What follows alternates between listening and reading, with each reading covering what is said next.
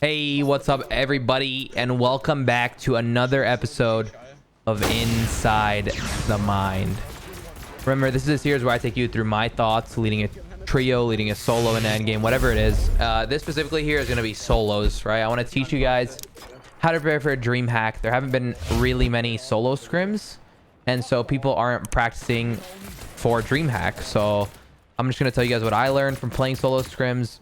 Well, I believe so far. I haven't had any crazy practice yet, but I'm gonna give you guys my tips on, you know, what it is about rotating, etc., how to play endgame.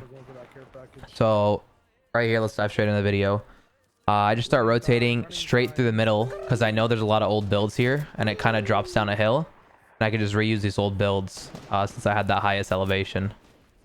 And so I get almost in a zone. Don't really have to use many mats, right? Because I reuse those old builds. I knew people weren't behind me or in front of me, etc. So now I'm just vibing. I'm waiting to see where zone goes. I don't need any tags because surge isn't going to be any crazy. This is normally going to be like the 50 surge, and there's only 41 players alive, so it's not going to be... There's no point in me hard peeking anybody because that's just an easy way to get sniped and grief yourself. Right, if you notice my heals are pretty minimal. Where the fuck would all those guys Dead.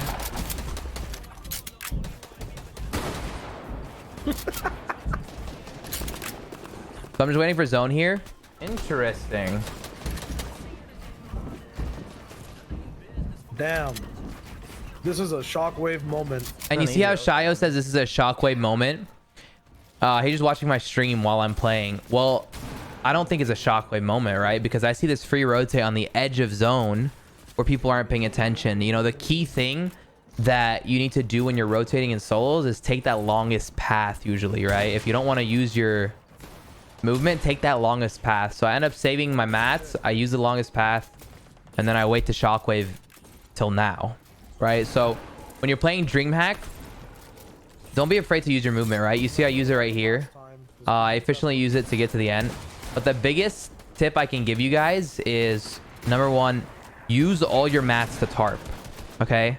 Don't start box fighting somebody when you have 1,000 mats. There's no need. Use all your mats to tarp, secure that placement, because while there's less movement and less health, people will die faster in these solos, right? Like, they're harder for you, they're also harder for them. So people will die faster in solos. As long as you're using all your mats, maybe for first moving, this is around the time you're going to want to refresh after you use all your mats. Right, play off the current zone. Don't make any dumb plays. So right here, I'm looking for a pick. Maybe somebody going through my old tarp. Right, I see this kid. He's not paying attention. I could have gotten closer and killed him, to be honest. But I want to wait. I don't want to greet anything right now because I want to see if zone pulls back, and it does. Luckily for me, it pulls back, and that saves me so many mats because I just spent about 1,000 mats getting here, right?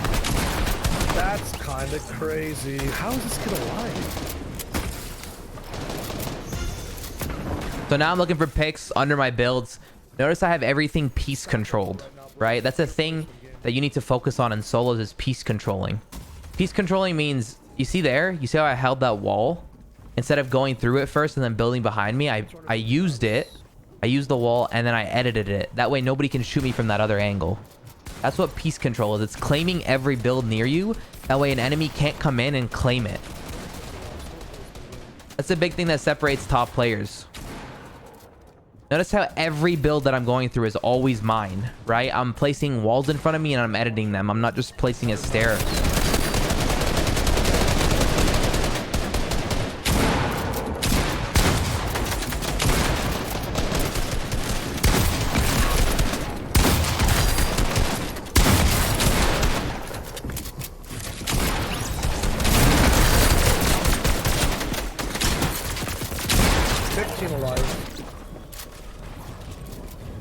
The only reason I went into Storm there to fight those kids is, first of all, I needed a refresh and I knew that there were 2 to 3 kids fighting.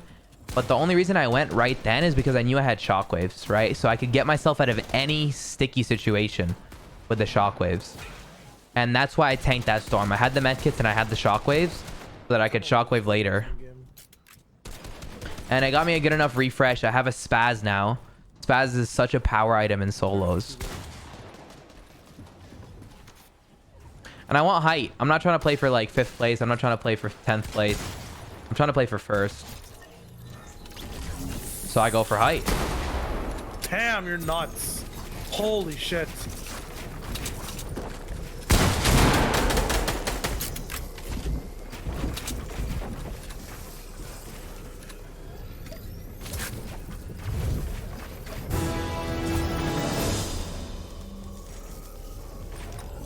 Four people alive.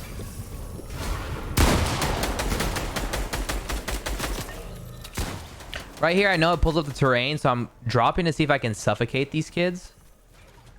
I probably could have suffocated if I just stayed down there. But instead, my dumbass went upwards. You know, key things in solos as well as paying attention to your terrain, right?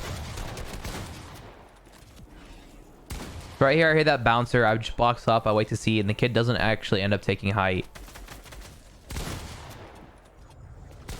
Let's go! And then boom, just like that, I win. But the key things I want to tell you for this dream hack is in endgame, make sure you're using all your mats. Okay? Look for a pick when you're low on mats. Not when you have 1,000 mats. Use all your mats. I know it feels weird, right? With a lack of movement, lack of shield. Full tarping in first zone and using literally 1,500, 1,000 to 1,500 mats in the first rotation, right? After half and half out. But you have to. The best players are doing that. I watch DreamHack West. It's time to get ready for DreamHack East. The best players are using all their mats and then they're finding a pick later. Right? There will be another person that's shitter than you.